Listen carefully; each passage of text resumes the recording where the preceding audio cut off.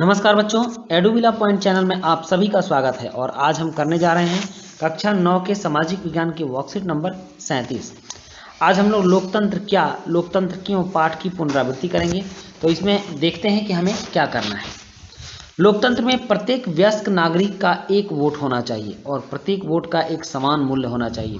तो वयस्क नागरिक किसे कहते हैं? हर जगह उस वयस्क नागरिक की परिभाषा होती है। तो हमारे देश में वयस्क नागरिक की परिभाषा है कि जो भी स्त्री या पुरुष 18 वर्ष से ऊपर की आयु का हो गया, 18 वर्ष तक के से ऊपर की आयु वालों को वयस्क कहा जाता है।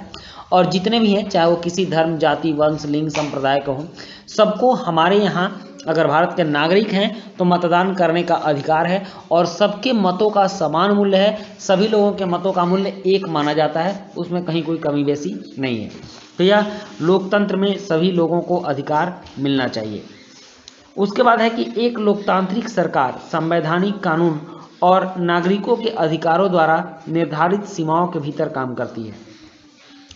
लोकतांत्रिक सरकार के लिए एक संवैधानिक कानून होता है, एक संविधान होता है उस राष्ट्र में, क्योंकि उस संविधान को सबको मानना होता है, चाहे वो कितना भी बड़ा व्यक्ति हो, चाहे किसी संवैधानिक पद पर ही क्यों ना हो, चाहे वो बहुत ज़्यादा अमीर हो या बहुत ज़्यादा गरीब हो, किसी भी जाति, धर्म, संप्रदाय, लिंग, वर्ण से बढ़ के हो, उसको उसका नियम मानना होता है।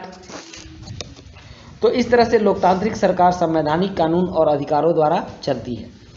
उसके बाद है लोकतंत्र सरकार का एक रूप है जिसमें शासकों को जनता द्वारा चुना जाता है। तो हम लोग देखते हैं कि हर 5 साल पर हमारे यहाँ चुनाव होता है।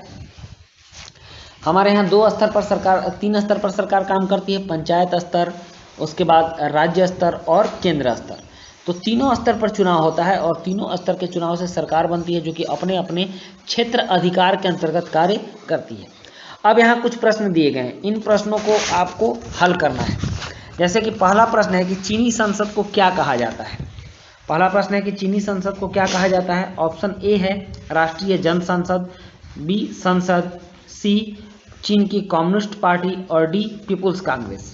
तो इसका सही विकल्प होगा डी, चीनी संसद को पीपुल्स कांग्रेस कहा जाता है। उसका प्रश्न 2 है कि चीनी संसद में पूरे चीन से लगभग डैश सदस्य आते हैं। तो ऑप्शन ए है 2000, ऑप्शन बी है 3000, ऑप्शन सी है 2500 और ऑप्शन डी है 3500। तो यह पूरे चीन में 3000 सांसद चुनकर आते हैं। तो इसका उत्तर बी होगा 3000। नेक्स्ट है इसके बाद प्रश्न 3 कि मैक्सिको हर डैश साल बाद अपने राष्ट्रपति का चुनाव करने के लिए चुनाव आयोजित करता है। ऑप्शन ए है 5 साल, ऑप्शन बी है 6 साल, ऑप्शन सी है 4 साल और ऑप्शन डी है 3 साल। तो इसका उत्तर होगा 6 साल, क्योंकि मैक्सिको में हर 6 साल पर राष्ट्रपति का चुनाव होता है। नेक्स्ट है चौथा, एस्टोनियो ने अपनी नागरिकता के नियमों को इस तरह से बनाया है कि रूसी अल्पसंख्यक से संबंधित लोगों को डैश हासिल करने में मुश्किल होती है। क्या हासिल करने में? ऑप्शन ए है आर्थिक अधिकार, ऑप्शन बी मतदान का अधिकार, ऑप्शन सी महिलाओं के वोट का अधिकार और ऑप्शन डी उपरोक्त सभी। तो इसका उत्तर होगा ऑप्शन बी मतदान का अधिकार। नेक्स्ट है पांचवा कि जिम्बाब्वे के नेता डैश ने, जिम्बाब्वे के नेता, उनका नाम नहीं दिया, डैश दिया है, ने आज़ादी के बाद से ही देश पर शासन किया। ऑप्शन ए है रॉबर्ट मुगाबे, बी है जॉन बेटेन, सी है बिन अचेब और डी है गुटेन जुकाब।